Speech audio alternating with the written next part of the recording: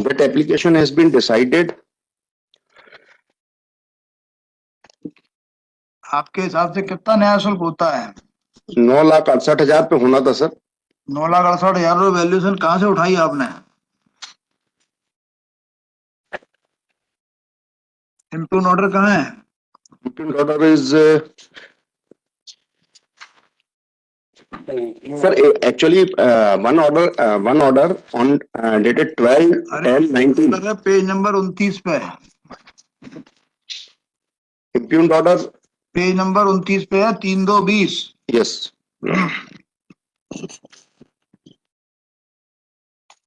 इनकी ओर से एक 6/17 का एप्लीकेशन आया था, उसको डिसाइड करते हुए कोर्ट ने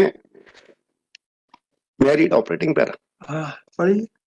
प्रकरण का परिशीलन करने से ज्ञात हुआ कि वादी द्वारा वाद पत्र में जो संशोधन चाहा गया है वह प्रकरण के उचित एवं न्यायिक निराकरण हेतु आवश्यक है, जिससे वाद के स्वरूप में परिवर्तन नहीं होता है, और वादी द्वारा वाद पत्र में जो संशोधन चाहा गया है वह स्पष्टीकरण की श्रेणी का है तथा आवेदन के माध्यम से वादी न्याय शुल्क न्यायालय द्वारा किए गए आदेश के पालन में संशोधन कर न्याय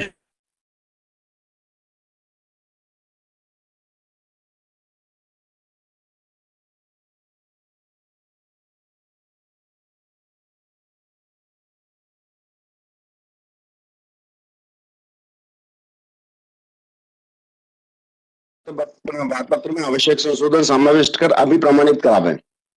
प्रतिवादीगण परिणामिक संशोधन करना चाहे तो बाबत पृथक से कार्रवाई करें।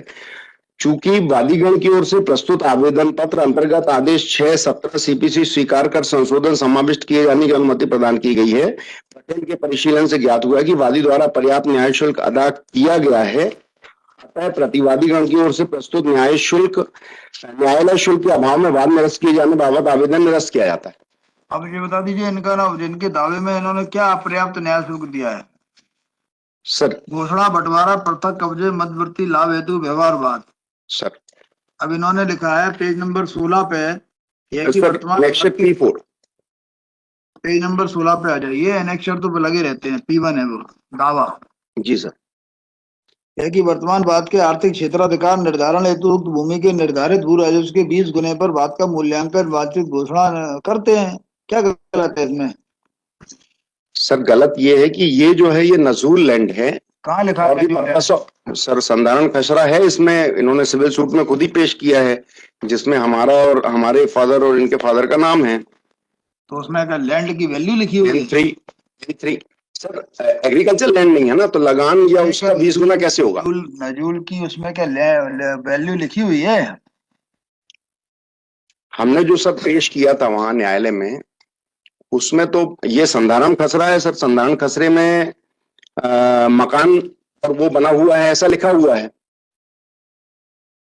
कंस्ट्रक्शन है वहां पर, तो वो एग्रीकल्चर लैंड नहीं है। इसलिए इन्होंने जो एप्लीकेशन दिया और 6/17 निर्धारित करते हुए साथ में वैल्यूएशन भी निर्धारित कर दिया, जबकि 6/17 अभी इंसर्ट भी नहीं हुआ। जो भी संशोधन आया उसका परिणामिक संशोधन में हम अपनी बात कहते। अब जो कोर्ट ने कहा है कि इसने जो 6/17 लगाई है जी, उसके हिसाब से कोर्ट ने कहा है ना कि सही न्याय शुल्क दिया गया है, तो वो कहाँ है? वो ये क्या दावा अमेंडेड है जो आपने लगाया है, अनअमेंडेड है? अमेंडेड है। तो अमेंडेड कहाँ है जो इन्होंने अमेंड किया है? इन्होंने तब तक अमेंडमेंट किया ही नहीं था सर, जब हमने इसको कर दिया तो वो कितना कर दिया जी, तो बता दीजिए। Now you are satisfied? Not satisfied sir, हमको तो परिणामिक संशोधन का भी मौका नहीं मिला और सीधे ही उसको कितना इसके पहले कोर्ट ने earlier court has pass that suit is loss valued. अब सर ये बता दीजिए, नहीं आदेश को कोर्ट ने रिवर्ट किया है। अब जो उन्होंने संशोधन कर दिया है वो कितना कर दिया है ये बताएंगे सर? आप मिली नहीं ना सर अमेंडेड सर, वो ऑर्डर के पहले पेज पे लिखा हुआ है। ऑर्डर का जो पहला पेज है इम्प्यूग्ड ऑर्डर का, पेज नंबर 29। वादी की ओर से प्रस्तुत आवेदन संक्षेप में इस प्रकार है। हाँ, कि वादी ने मूल वाद पत्र की कंडिका 10 के पश्चात उपकंडिका 10 घोषणा हेतु निर्धारित न्याय शुल्क 500 रुपए संलग्न की जा रही है। वैसे इस वाद में बंटवारा अनुतोष मुख्य अनुतोष है, घोषणा का अनुतोष बंटवारे के अनुतोष में अंतर्निहित है। विभाजन हेतु वाद का मध्य प्रदेश न्याय शुल्क अधिनियम की धारा 7(6) क के प्रावधान आकर्षित होते हैं। वादगत संपत्ति में वादी का कब्जा रहा है। राज्य शासन द्वारा भूमि के उपयोग हेतु लिया जाने वाला प्रत्येक शुल्क भू लगान होता है। विधि द्वारा भूमि की ऐसी लगान का 20 गुना ऐसी भूमि का मूल्य माना जाता है, इसलिए भूमि के लगान की 20 गुने के आधे पे न्यास शुल्क देय है। इसके उपरोक्त यह बात इस न्याय की आर्थिक क्षेत्राधिकार के अंतर्गत है।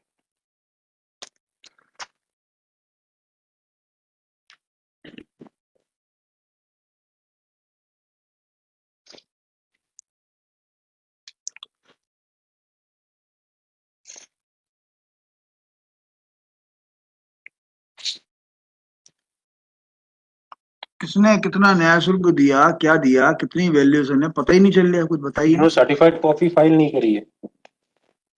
हैं? जो प्लेन की कॉपी है, प्लेंट की कॉपी तो इनके पास होगी ना सर, इन्हीं का प्लेंट। नहीं, आपने एमपी फाइल की ना, इसलिए बोल रहा हूँ। आपने फाइल नहीं की उसमें। मतलब इनके पास होगी, आपको पेश करने की जरूरत नहीं है। सर इन्हीं की कॉपी है प्लेंट की, हमने सर्टिफाइड नहीं पेश की, कॉपी पेश की है। सर्टिफाइड भी तो अनअमेंडेड की है ना। अनामेंट उस समय तक अनामेंडेड, अभी हमको जानकारी भाई, अमेंडमेंट हुआ, इंसर्ट हुआ कि नहीं हुआ। एक बार कोर्ट का ऑर्डर हो गया तो आप अनअमेंडेड कॉपी कोर्ट में लगा सकते हो क्या? सर अमेंडमेंट हुआ ही नहीं था, अमेंडमेंट इंसर्ट नहीं हुआ था। नहीं हुआ तो भी आपको जो है करने के बाद फिर आना चाहिए। ये अपने हाथ से चिपका के करना चाहिए, आपने अधूरा कागज पेश किया है। सर कोर्ट का ऑर्डर हो 6/17 के गया। आवेदन में चूंकि उन्होंने वैल्यूएशन डिसाइड कर दिया, इसलिए मैं वैल्यूएशन भी आज की तारीख में कैसे तय किया जा सकती है, कितनी है, जो कुछ भी वैल्यूएशन करें, करने दो इनको। आज तय कैसे होगी? कोर्ट तो इश्यू के बाद ही तो तय करेगा। नहीं, हमारी 7-11 एक बार तो डिसाइड हो गई थी ना सर, और इनका लेस वैल्यू होना आ गया था। उसके बाद कोर्ट ने कह दी कि इसने सही किया हुआ है, अब इशू उठाए, अब इशू में सर उठाइए। 6/17 पर कोर्ट कैसे कहेगी कि हमने वैल्यूएशन सही कर दिया? क्यों नहीं कह सकती?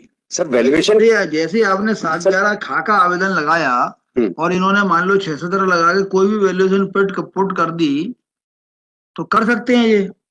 क्यों? क्योंकि उसमें भी 7/11 खा में भी जब कोर्ट अलाउ करती है कि आपकी बात मानती है तो समय देती है। अब ये वैल्यूएशन जो बाद में किया इन्होंने वो भी गलत है, इसलिए फिर दोबारा से कहिएगा। बाद में जो वैल्यूएशन करी वो गलत है, ये हम उस पर हमको परिणामिक संशोधन का तो मौका मिलता ना, फिर उसके बाद ये डिसाइड होता 7-11 उसी के साथ डिसाइड कर दिया। संशोधन का मौका मिलेगा ना आपको। तो वो स्टे करा लिए तो कहाँ से मिलेगा? नहीं वो परिणामिक संशोधन का मौका आपको दे देते हैं हम।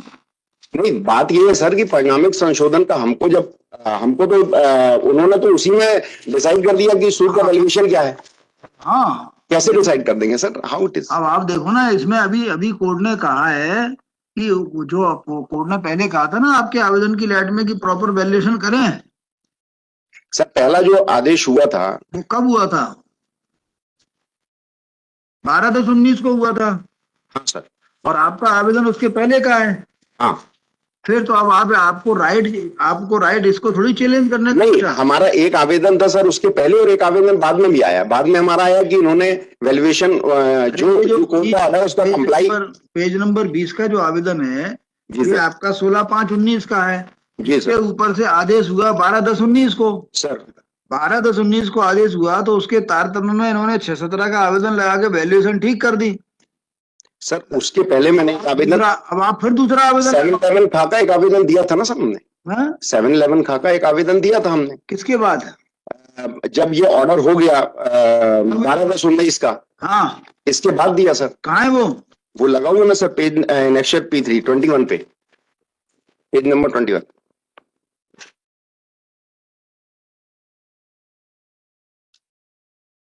पेज नंबर 21 पे तो जवाब है। हाँ सॉरी,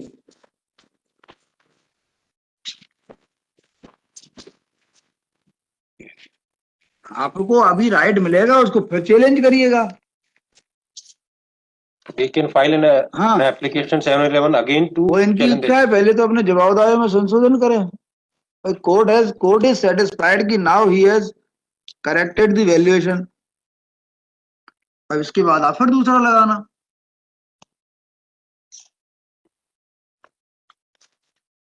देखो, this miscellaneous petition has been preferred by the petitioner। हमको सर परिणामिक संशोधन हम इंसर्ट करेंगे, फिर हम चैलेंज करेंगे उसको। आपकी जो इच्छा है उसको करो, रोक कहाँ है? तो खूब रोज आवेदन लगाओ, 1-2, मतलब जो भी बनते हो के तहत लेकिन अभी तो आज की तारीख में तो कुछ है ही नहीं डिसाइड करने को। देखो, this miscellaneous petition has been preferred by defend number 1 challenging the order dated 3/2/2020 passed by first civil judge Classman Mandla in civil suit number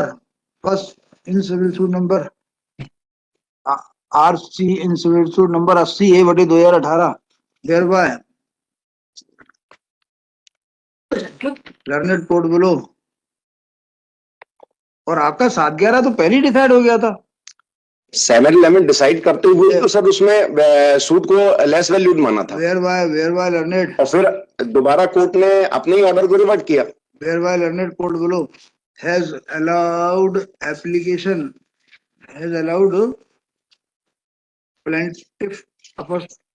plaintiffs कितने हैं? Plaintiffs फर्स्ट कॉपी बाहर लगा देना। Application under order 6 rule 17 CPC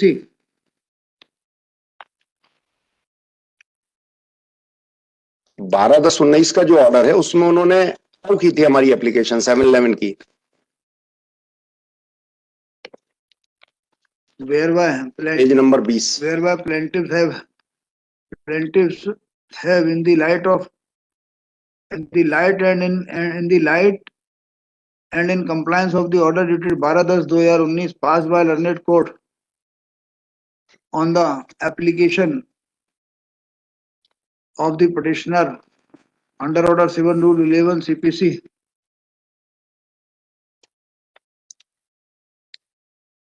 sentence जरा लंबा हो गया sir, इन्होंने इसका कंप्लाइंस नहीं किया। मेरा एक आध लाइन तो लिख लेने दो। इस ऑर्डर का कंप्लाइंस नहीं किया। जरा सेंटेंस पूरा बना लेने दो। Whereby plaintiffs have in the light and in compliance of order dated 12/10/2018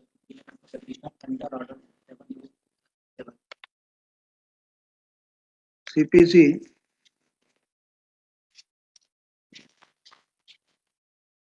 have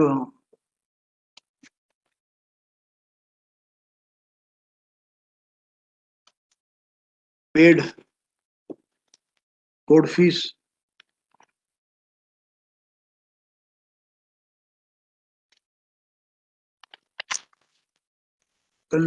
consequently the learned court has disposed of the application under order 6 rule 17 CPC in the light of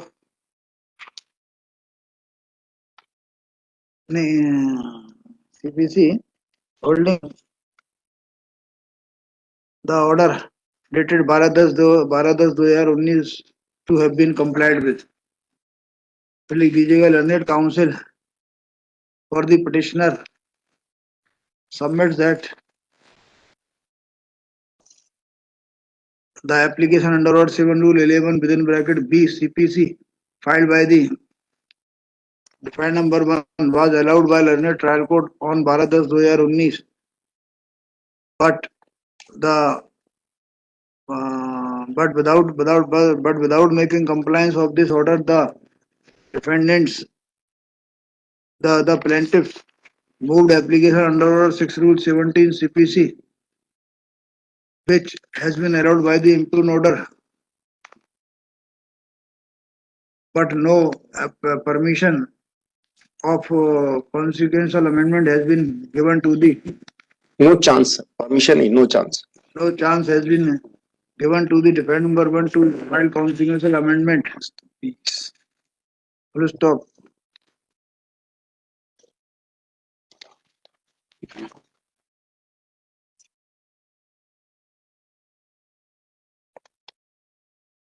नहीं इससे कर देना and in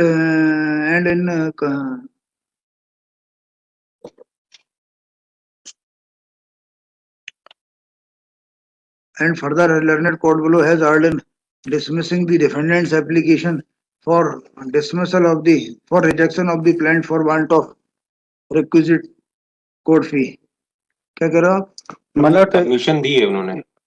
permitted माना दिया साहब को chance. only see page 32 माना। ऐसा इनका कहना है, उस वक्त तक नहीं हुआ। ऐसा इनका कहना है। देखो learned council for the Respondent plaintiff supports the impugned order and prays for dismissal of this miscellaneous petition. Her learned counsel for the parties and peruse the record. Wide order dated 12/10/2019, learned court dispose of the application of the petitioner defendant number 1 filed under order 7 rule 11 CPC, in pursuance of which the plaintiff moved an application under order 6 rule 17 CPC.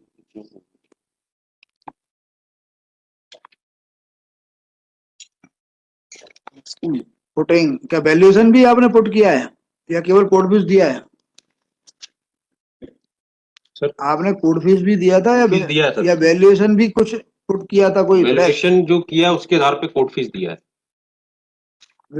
whereby the plaintiff prayed for whereby the plaintiff paid requisite court fee. Stop at the same time, learned court below, while rejecting the application of the petitioner or defendant number 1 to dismiss the suit for want of compliance of order dated 12/10/2019.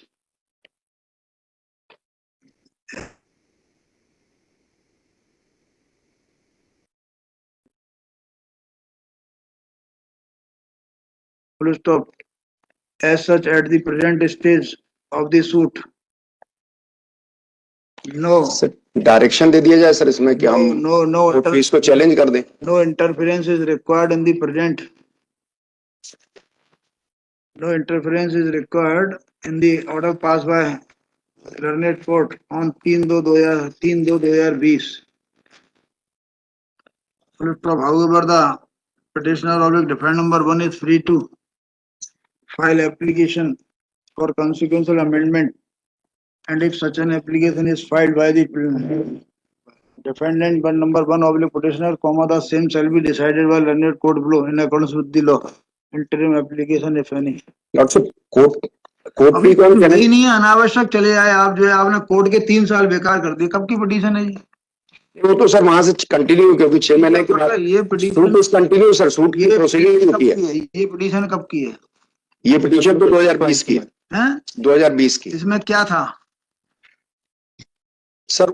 हमारा पहले order suit को less valued माना, 617 लगी, suit को valued मान लिया। आपने कुछ भी तो पेश नहीं किया, लेस वैल्यूड माना, वो ऑर्डर तक पेश नहीं किया।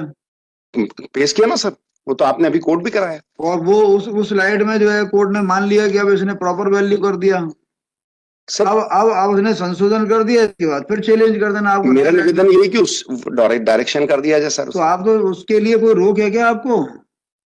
सर रोक है, टाइम बार हो जाएगा। काय को? कहाँ लिखा है? सूट प्रोसीडिंग चालू है सर। 7/11 का आवेदन प्रोसीडिंग चालू है इनकी। 3912 की एप्लीकेशन अभी वहां पे डिसाइड होकर के और खारिज। आपने कॉन्सिक्वेंशियल अमेंडमेंट तो लगाया नहीं है इस ऑर्डर की लाइट में। सर अमेंडमेंट हम तो उसके पहले यहाँ आ गए सर। तो आप लगा देना ना सर। मेरा निवेदन ये है कि कोर्ट फी नहीं है निवेदन, कोर्ट फी को चैलेंज तो हम अभी भी कर सकते हैं। तो वो डायरेक्शन कहाँ रोक रहा हूँ? Kindly direct. मैं क्यों डायरेक्ट? सर डायरेक्शन हो जाएगा तो डायरेक्शन दे दें। टाइम बार नहीं होगा। एमपी में चल रहे हैं, सब में डायरेक्शन दे दें। सर टाइम बार नहीं होगा। नहीं होगा कोई। कोर्ट ने अपनी ऑर्डर को रिवर्ट किया है सर। नहीं अलग से कुछ। चलो Bill number 50